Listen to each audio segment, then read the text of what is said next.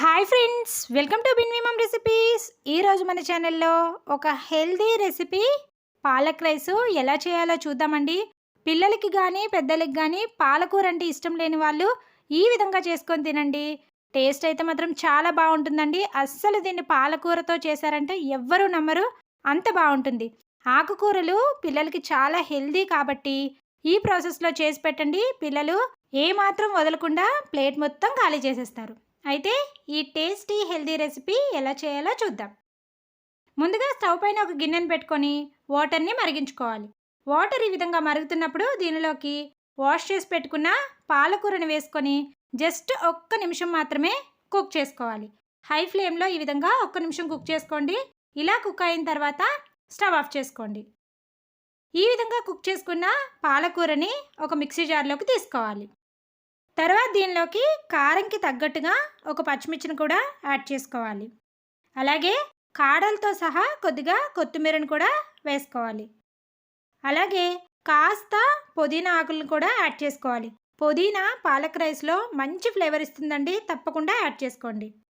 తర్వాత దీనిలోకి కొద్దిగా వాటర్ని వేసుకొని బాగా మెత్తగా ఈ విధంగా పేస్ట్ లాగా రెడీ చేసుకొని పక్కన పెట్టుకోవాలి.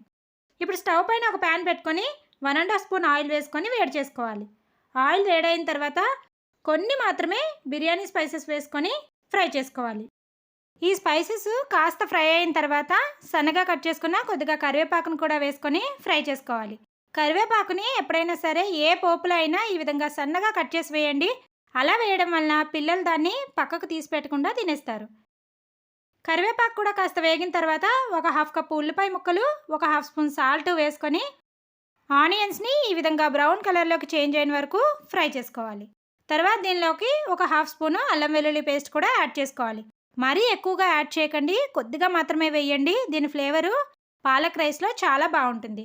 తర్వాత మనం ముందుగా మిక్సీ పట్టుకున్న పాలకూర పేస్ట్ని యాడ్ చేసుకోవాలి. అలాగే ఒక 1/2 స్పూన్ పసుపు, ఒక 1/2 స్పూన్ గరం మసాలా, ఒక 1/2 స్పూను ధనియాల పొడిని యాడ్ చేసుకోవాలి. చెప్పాను కదండి, దీనిలో కారం యాడ్ చేయకండి. కారంకి గాను ముందుగానే పచ్చిమిర్చిని వేసి మిక్సీ పట్టుకోండి. ఇలా వేసుకున్న తర్వాత ఈ పాలకూరని మధ్య మధ్యలో కలుపుకుంటూ కాస్త దగ్గర పడిన వరకు కూడా ఫ్రై చేసుకోవాలి. చూడండి, ఈ విధంగా దగ్గర పడిన తర్వాత దీనిలోకి కొద్దిగా ఉప్పు వేసి ఉడికించుకున్న రైస్ని యాడ్ చేసుకోవాలి. అందుకే నేను ముందుగా పోపులోకి కూడా ఉప్పు ఎక్కువగా యాడ్ చేయలేదండి. రైస్లోకి మనం ఉప్పు వేసి ఉడికించడం వలన రైస్కి ఉప్పు అనేది చక్కగా పడుతుంది. ఇలా రైస్ వేసుకున్న తర్వాత అంతా కూడా కలిసేలాగా కలుపుకోవాలి. అంతే అండి, సింపుల్గా హెల్తీగా పాలక్ రైస్ అయితే మనకి రెడీ అయిపోతుంది.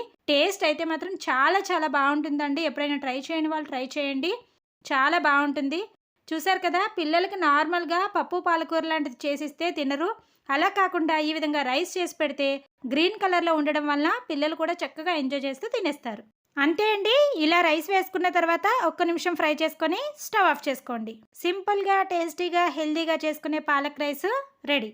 దీనిని ఆఫ్టర్నూన్ లంచ్ బాక్స్లోకి తీసుకోవచ్చు. అలాగే నైట్ డిన్నర్లోకి అప్పటికప్పుడు ఏం వెజిటేబుల్స్ లేనప్పుడు సింపుల్గా రెడీ చేసేసుకోవచ్చు. ఇలాంటి మరెన్నో హెల్దీ రెసిపీస్ కోసం మన ఛానల్ని సబ్స్క్రైబ్ చేసుకోవడం అస్సలు మర్చిపోకండి. Thank you for watching.